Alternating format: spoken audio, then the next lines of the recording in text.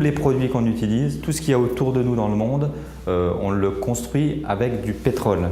Et du coup, le pétrole, ça modifie le climat et ça réchauffe la planète. Alors on doit faire en sorte que tout ce qui existe autour de nous, ça ne vienne plus du pétrole, mais des énergies renouvelables. On voit que l'impact climatique, ça devient de plus en plus concret. Nos enfants, eux, grandissent avec ce problème-là.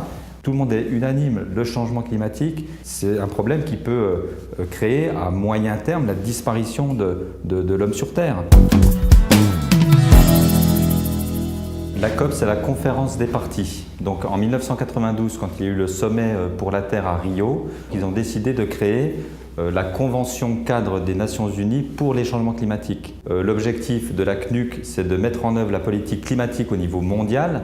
Et donc chaque année, les parties, c'est-à-dire l'ensemble des pays du monde, se réunissent et c'est ce qu'on appelle les COP. Alors la première COP qui a eu lieu, c'était la COP 1 en 1995. Et donc, chaque année, on incrémente le chiffre. Et donc là, cette année, ce sera la COP 23 qui aura lieu à Beaune. Il y a certaines COP qui sont emblématiques. Par exemple, la COP 5, qui était là où le protocole de Kyoto a été signé. Donc, accord mondial sur le climat. Ensuite, il y a une autre COP emblématique, ça a été la COP 15 à Copenhague, qui était extrêmement médiatisée. Et a eu lieu la COP 21 à Paris, où a été signé l'accord de Paris qui définit le cadre de la lutte mondiale contre le changement climatique pour les 30 prochaines années. Depuis l'accord de Paris, il y a 2 ans, on a un cadre très général. Maintenant, on doit définir les modalités d'application. La COP 23, c'est une COP qui est symbolique parce que donc, elle est organisée à Beaune, mais l'organisateur, c'est les îles Fidji, qui ont énormément de soucis à cause du changement climatique, les maladies, les inondations, enfin l'île est quasiment inhabitable. C'est l'événement mondial qui rassemble le plus de leaders mondiaux. C'est vraiment un espace de rencontre entre les pouvoirs publics, les organisations internationales, la société civile et les entreprises.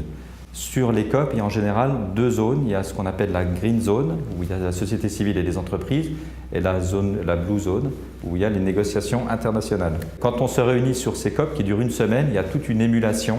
Il y a les négociations internationales d'un côté, il y a beaucoup de présentations de solutions concrètes, avec des ONG, des entreprises, des citoyens. Il y a une espèce de mélange interculturel mondial où tout le monde se retrouve autour d'un problème commun en essayant d'apporter des solutions. Ce qui réunit tous ces acteurs, finalement, c'est l'engagement et c'est la volonté d'agir, la volonté de ne pas laisser faire et de prendre son destin en main. À l'origine, c'est l'ONU qui pilotait toute cette démarche de lutte contre le changement climatique. Et je dirais qu'aujourd'hui, il n'y a pas un leader ou un type de leader, il y a plusieurs leaders, mais ce qui émerge vraiment, c'est aujourd'hui les entreprises. Les entreprises ont compris que le changement climatique était un vrai problème et que du coup ça pouvait remettre en cause leur existence. Donc elles agissent résolument contre le changement climatique et on voit que ça redescend au niveau des citoyens. Mais on sait bien qu'in fine, ce sera les citoyens qui vont pousser les dirigeants à transformer complètement le monde. Adopter la copreneur attitude.